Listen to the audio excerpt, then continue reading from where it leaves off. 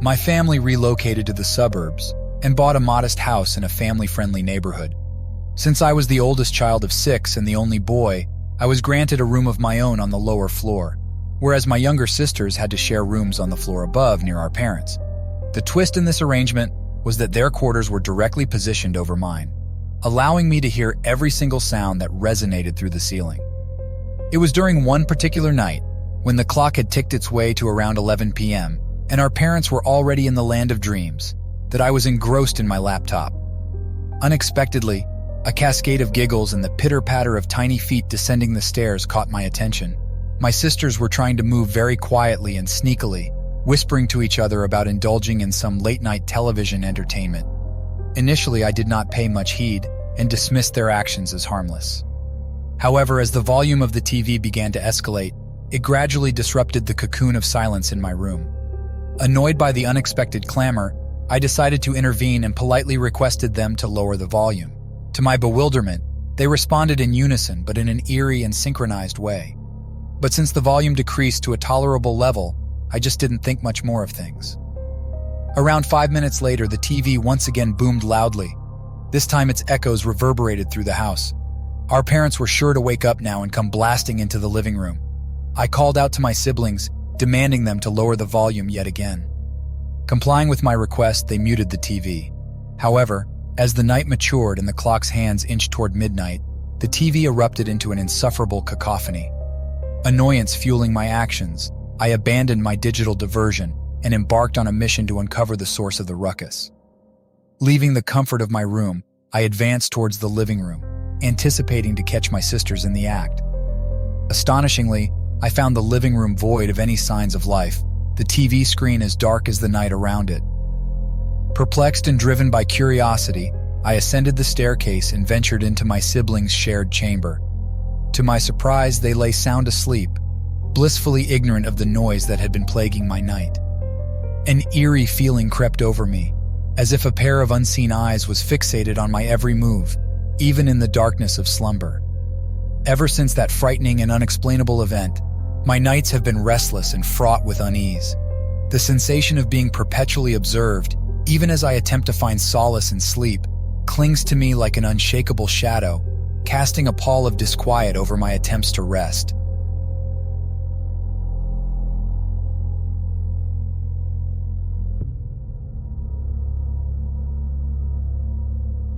Being the oldest among 4 girls wasn't a simple task.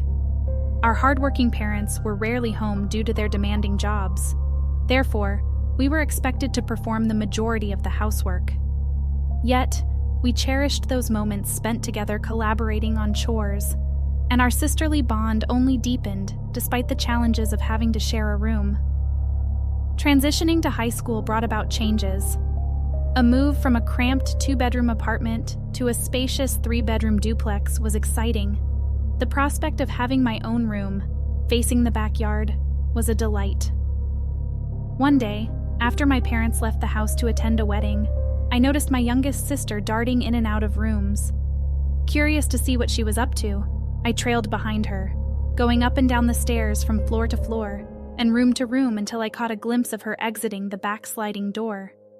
However, as I stepped over the threshold, it was clear that nobody was outside. The small enclosed backyard was devoid of trees, bushes, or anything that could have served as a hiding place. Feeling perplexed, I went back inside the house only to catch her backside as she fled upstairs. I was 2 steps away from reaching the top when I saw her peeking from the slightly open door of our parents' room. She giggled as I teased about catching her. As I slowly made it halfway down the hallway, she slammed the door shut. I stood quietly outside the bedroom door and waited, attempting to create tension before springing myself upon her. I could hear movement from inside that sounded like she had jumped onto the bed and pulled the covers over herself. I flung the door open and yelled, "Gotcha!" I was expecting to see a small-sized lump underneath my parents' bed covers, but it was completely empty and untouched. My heart began to rapidly pulsate from fear, but I gathered enough courage to check out the closet. Also empty. I called her name only to be met with silence. Nobody was there, A creepy feeling overcame me, so I returned downstairs to the living room where I found my youngest sister asleep on the couch. It left me unsettled, but unsure how to express the bizarre experience. I asked the other siblings if she had been there the entire time. They confirmed that she had already fallen asleep before Mom and Dad left the house. The weird thing was that none of them seemed to notice that I had been traipsing through the house. More bizarre things continued to happen thereafter. During a hot summer night, we camped out in the living room with AC relief. My sisters snoozed on air mattresses, while I struggled to fall asleep on the couch. I sensed a touch on my hair, attributing it to a sibling, yet there was no one there. Panic set in when a persistent sensation of someone tugging my hair and touching my foot remained. I turned, glimpsing a shadowy child before it vanished. The following days and nights became torment. I began seeing figures at the bottom of the stairs, hearing voices call my name, and disturbing dreams disrupted my sleep. As my nightly encounters intensified, I thought it would be a good idea to leave my bedroom door open in case I needed to quickly escape. However, I started seeing a small figure by the door, sometimes appearing sad. Each night it came closer towards me until it finally reached my bedside. The frightening entity whispered, "Wake up, I'm hungry." Then it vanished into thin air. After that, I experienced a period of calm. Unfortunately, the paranormal occurrences picked up again. One fateful day, I encountered a ghostly apparition in the bathroom mirror. A girl with long, dark hair, and she was covered in dirt. Her arms were backwards. She wept and pleaded, "Help me." I was too terrified to move. Thankfully, my mom walked in and the girl disappeared. I shared with my mom everything that had happened. She finally took me seriously enough and had my dad sage the house.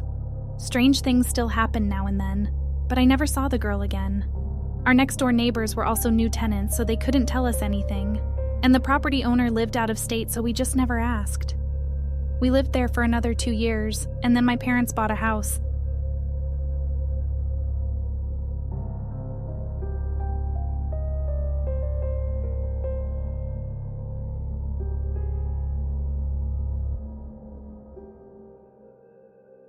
When my family first moved to the Midwest to be closer to family, an uncle rented out one of his properties to us. The house was purchased for the uncle's newly married daughter, but they had only been there for a year before new job opportunities enticed them to move out. Their relocation endeavor happened to coincide with our move. My sister and I shared the master bedroom, which had a vent that connected down to the basement. The faintest of sounds in the basement would resonate through the vent, and we could hear it clear as a bell. Because of this irritation, I would often shut the vent to muffle the noises. The partially finished basement served as my brother's living space/bedroom, and we could discern his every movement. One day after school, I noticed the basement door was wide open, and the lights were on down below. I just assumed that my brother was playing video games like he always did. I went about my routine, fixing myself something to eat before retreating to my room to play on my phone. About half an hour had passed when I heard faint giggling through the vent. It sounded muffled, like laughter stifled by pressing one's face into a pillow. It repeated briefly, followed by a more distinct iteration. I stood up to close the vent when I clearly and undoubtedly heard a female giggling from the basement below. However, it was nothing puzzling since my brother's girlfriend would sometimes visit the house and stay in the basement with him. I was too fatigued from school and decided to take a nap with my bedroom door slightly ajar. Suddenly, I was rudely awakened to the sensation of my blanket being drawn away.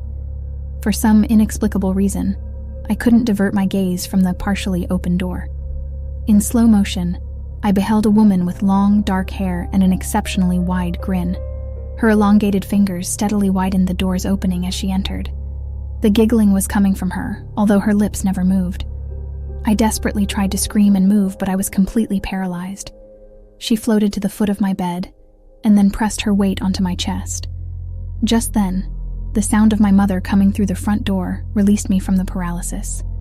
I sprung out of bed and rushed to be with her. She was alarmed by the horrified look on my face and asked if I was okay. Feeling bewildered and dazed by the episode, I couldn't find an immediate response.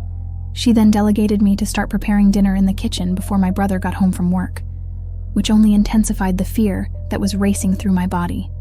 When I entered the kitchen, I noticed the basement door was shut, with no lights illuminating the lower level. Nobody was down there at all. Subsequently, my family moved from that house after enduring 3 years of bizarre occurrences, and my uncle had it listed for sale. After we left, I haven't encountered anything of a similar nature.